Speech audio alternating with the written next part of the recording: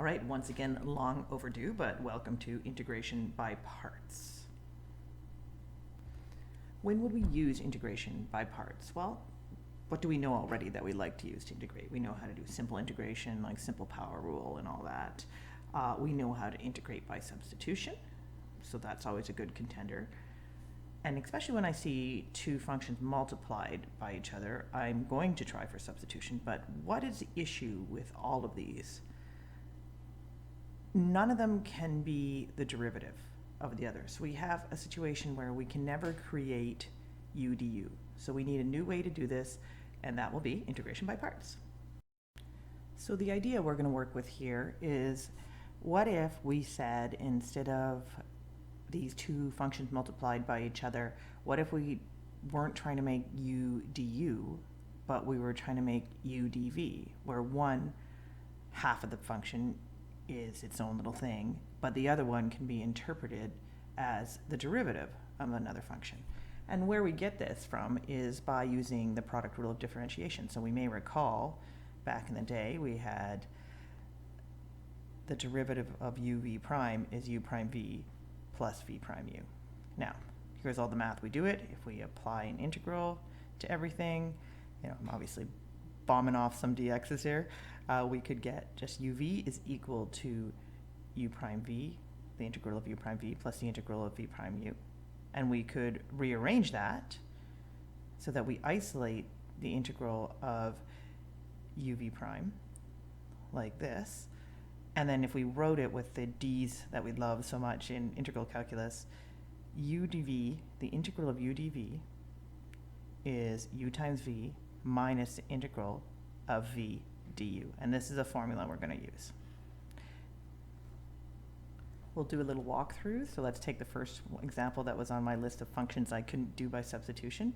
And just for now, we'll talk about it in a sec. I'll be like, let's assume that u is ln of x and dv is going to be x squared. And we'll talk about that, like I said, in a second, how to decide which one should be u, because there's a bit of a art form to it. So we're going to say u is ln x and dv is x squared. So what I'm going to do now is I'm just going to write down all the things I have and leave spaces for what I need.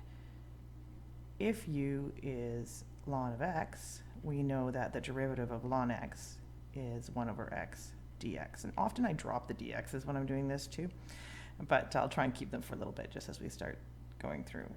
And if dv was, and I guess I should have put the dx over here as well, is x squared dx, then v, the integral of x squared dx, you will recall by the power rule, is just x cubed over 3 plus c, but we're ignoring that part now too. So we're going to fill everything into the formula. We have u times v, so ln of x multiplied by x cubed over 3 minus the integral of v du. So we put x cubed over 3, and we're going to multiply that by du, which is 1 over x dx. Okay, we can do some kicking out. We would never touch, the first part is done unless there's some cleaning up you can do, but there's not, so we're there. And I'm going to rewrite the second part, the integration, which I still have to do, by kicking out the constant. And notice that we're going to have x cubed over x, so all I'm doing is integrating x squared, because x cubed over x is the same as x squared. All right, and we'll get to our answer in a different color. Finally, ln absolute value of x multiplied by x cubed, you can put it in a better order if you want, minus, and if we integrate x squared, we're going to get, once again, x cubed over 3. So we're going to have x cubed. We have x cubed over 3 multiplied by that 1 over 3, so we get x cubed over 9. And then we put our plus c to get the full indefinite integral. So what if we had taken that previous example and reversed our choices for u and dv? So recall the question was, what is the integral of x squared onto ln x? And instead, we had decided that u was going to be x squared. That's fine, du works great.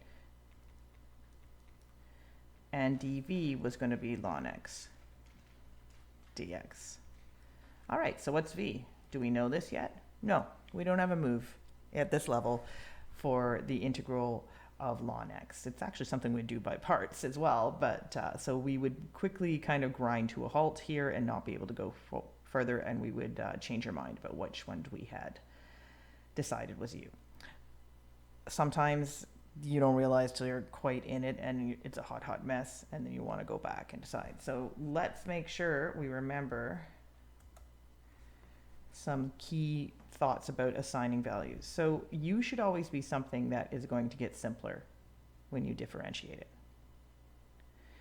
And dv is generally the more complicated thing, but it doesn't become too complicated when we integrate it. So the classic example for me is always like the integral of x squared, and we'll probably see this one onto the root of, x minus 1.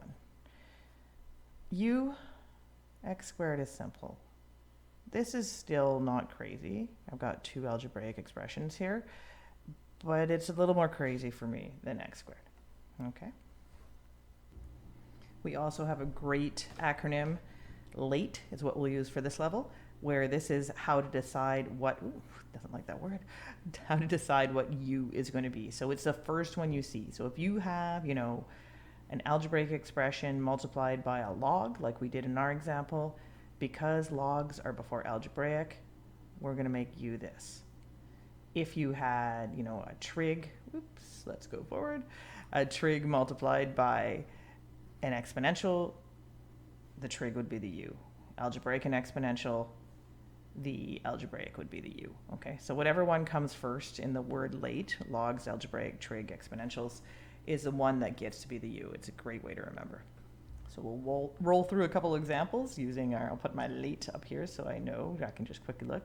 In the first one I have an exponential and I have an algebraic, which means I'm going to say u is 3x. If u is 3x, du is 3.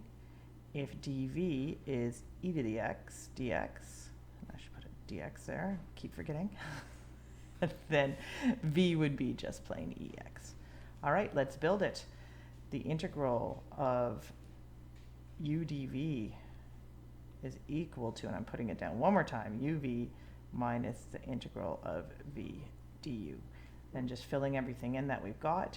U is 3x, v is e to the x, so 3x e to the x, that one's done. Subtract the integral of 3, putting that du, and then I'll put the ex, and then I'll put the dx afterwards. There we go. 3x e to the x minus 3 to the x. We could break it down and make it longer, but it is that simple. Would you get more points if you did this?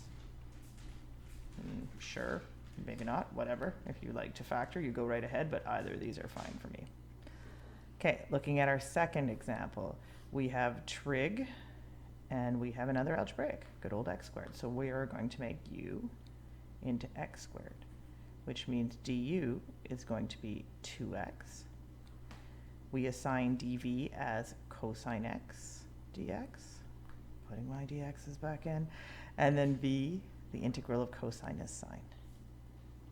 And we often have these simple ones without big composite functions because we want it to go smoothly for us. All right, so we are going to take u times v minus the integral of v du. So I'll put the 2x first, just kind of putting it in the way I like to look at it, but that's all the parts of v and du.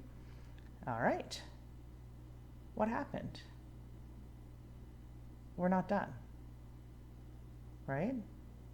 Because when I integrate sine x, I want to go to cos x. I don't want a 2x hanging around. So in this situation, and often when you have an algebraic with a power that's 2 or higher, you're going to do this twice. So at this point, we redo parts, and I'm going to change my color with this again. We stick with what we had. Keep u as 2x, du is 2 dx. Keep the trig one as dv. The integral of sine x as negative cos x.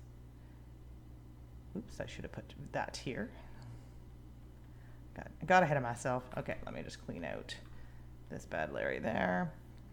put the right thing in. We had sine x dx. Okay.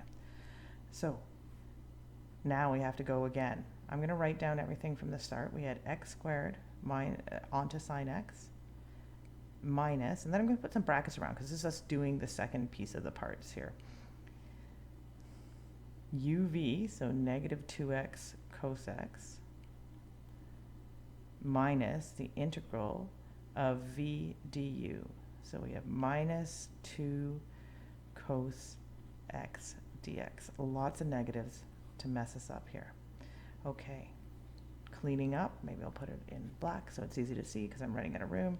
X squared sine x plus 2x cos x, distributing that negative on the outside. And then I'm going to have, okay, think about it as carefully because we're going to integrate. We could take out the negative 2, and then we'd have a plus 2 right here. But we're going to reapply a negative, and then we're going to integrate cosine up to sine. So be careful with your signs. I've got a plus 2 at this time. I want to say plus 2 sine x, but then I'm going to have to distribute this negative.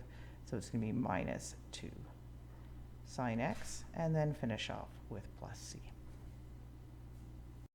And remember, if you want to know if you did this right, you can always start here and find the derivative, and it will actually get you back to x squared cos x. It's just a little more painful than most people want to do, but it does work for reals. And we'll finish off the video with a couple more that are a little odder. Like if I look at number 3, I see ln. I like a ln for my u, but I don't see anything else. Okay. Is this impossible? No. So when you just see something and you think maybe parts is going to be in play, especially because you don't know what the integral of ln is, you can rewrite this with another thing in there, the number 1. 1 times the ln of x over 2 dx. And this time we will set u equal to ln of x over 2. To find that derivative, of course, remember that we have to take the derivative of the inside. We get 1/2 times 1 over x over 2, and of course, as always with ln, that's going to give us 1 over x dx. So fraction math, believe me. Okay, so then I decided that dv must have been 1 because I didn't see anything in there. 1 dx. If I integrate that, I'm going to get x. And this will work for us. Okay, here we go. U times v, x times ln of x over 2, in an order I like, minus the integral of v, oops, I'm just getting ahead of myself, du, 1 over x dx. So a floating x just because I wanted to do something, which is the same thing as saying x ln x over 2 minus the integral of 1 dx. So there we go, x onto ln of x over 2 minus x plus c.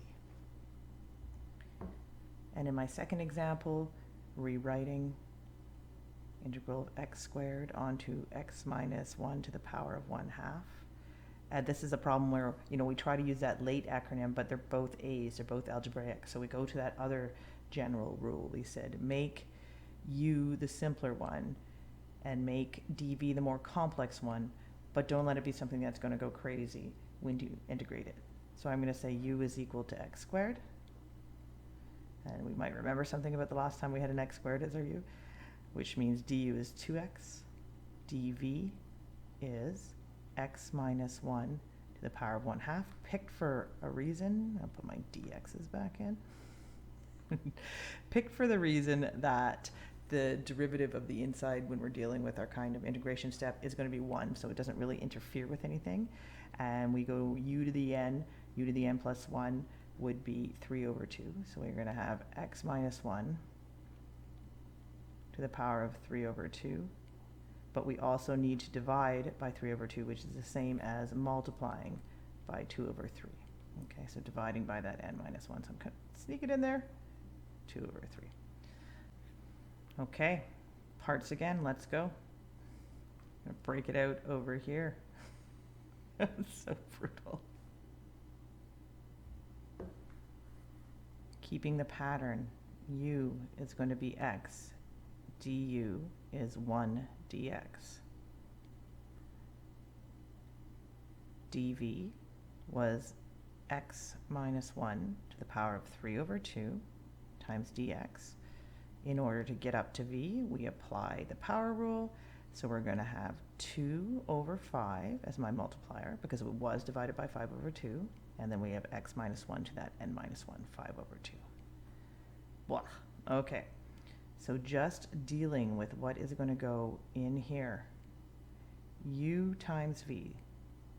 Taking the 2 from the v, x from the u, x minus 1 to the power of 5 over 2 over 5, minus the integral of v du. So we take the 2 over 5, x minus 1 to the power of 5 over 2, and we recognize that we have a dx from the 1 dx, but we don't see anything else. Okay, I'm going to try and build it all back in. From our first part, integration, we take the 2x squared, x minus 1 to the power of 3 over 2 over 3, and then we take minus 4 over 3. From our second integration, the uv was this bad, Larry? X minus 1 to the power of 5 over 2 over 5. We're going to subtract. I'm going to pull out that 2 over 5 so I don't get too confused. And the integration of x minus 1 to the power of 5 over 2 is 2x minus 1 to the power of 7 over 2 divided by 7. And then we get a plus c. So bringing it all together, hopefully correctly, hard to say, we write 2x squared onto x minus 1 to the power of 3 over 2, and yes, you can simplify that, I'm not going to bother to, minus 8x onto x minus 1 to the power of 5 over 2 over 15, and then we're going to have 2 times 2 is 4, times 4 with a couple of negatives, it's going to be 16 onto 3 times 5 is 15 times 7 gives me 105. 105 onto x minus 1 to the power of 7 over 2 plus c. Final answer. There you go, integration by parts.